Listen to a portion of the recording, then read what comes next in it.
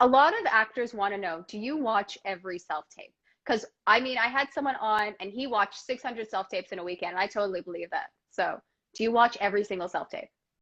Watched well over 1,000 self-tapes last week. Whoa. It was a lot. Yeah. Do you watch it all the way through, or are there certain things that turn, no? Okay, so what turns you off that you're like, no, thank you, not watching this, goodbye? I'll start with bad acting. All right, that makes sense. Okay. No, like I know. Is it not the color of my shirt? Because yes, as an overthinker, if I'm wearing maroon and it's not your favorite color, will you turn it off? It is. It's color based solely. No, it is more. It really is. I know what my client's looking for. I know the feel of the character. I want to believe you, right? It's breath moments. You know this. It's letting go, not being so rigid about your audition. You're over articulating your words. This isn't, a middle school class presentation.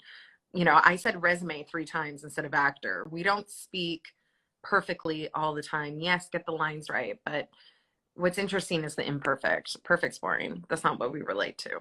So that's why I intentionally mess up every self-tape. It's all to make it more human, right? Like, look at this girl. What a strong character choice. She can't remember her line. Guys, I'm human. There you go. The difference I've seen with people who are successful with them and those that aren't is definitely like the confidence factor of like,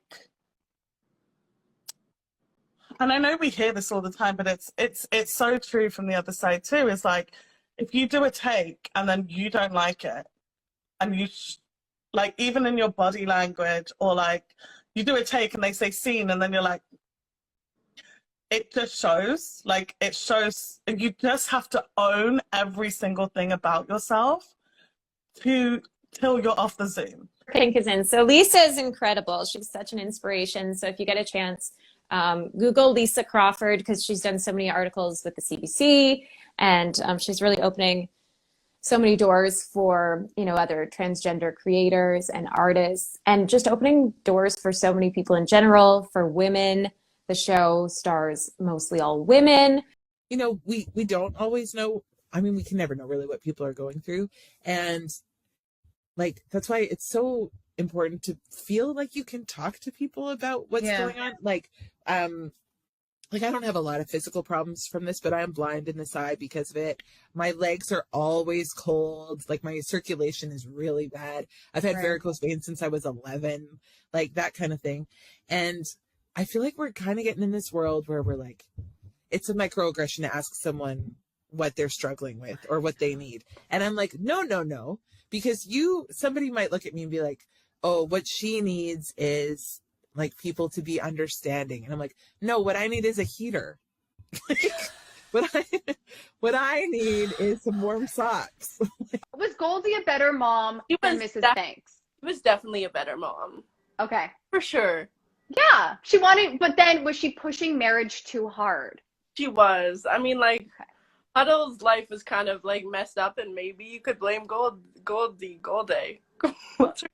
I never called my character a Nick. Goldie? Goldie. Oh, maybe it's Canadian. Goldie. A.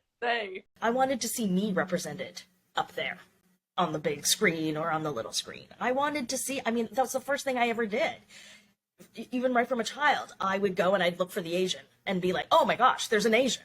Like, I'd watch, you'd watch MASH and be like, oh, there's Asians. Okay, so maybe they're the prostitute, or they're like the villager, or they're the whatever. But, like, there were just Asians on screen.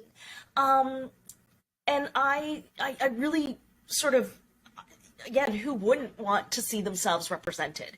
So when I went into casting, I didn't go into casting thinking, oh, I'm BIPOC, and I'm like, oh, look at me. In fact, if anything, I really, I never wanted to be hired because of the color of my skin. And that was a really tricky thing where, like, I'm like, I don't really want you to hire me because I'm not. But I also like the idea that because I am BIPOC, I might have something to add. You just make something that should be, a little awkward and no one wants to talk about it. Just make it open and honest, and let's just have those conversations. And this is no judgment. Just tell me what works for you, what doesn't work for you. And then when I have that, when I'm working with someone that just would be able to, guys, this is not a big deal. Let's calm down. Cool. You don't want someone to touch your neck. We move on from there.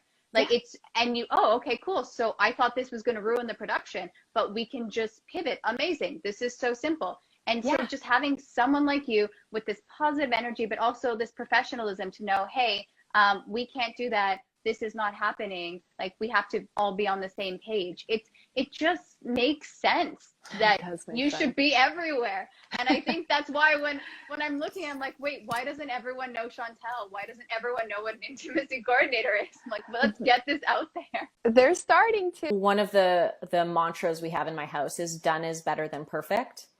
Because there are a lot of writers who have started a feature film or have started a pilot. True. And there are very few that have finished one.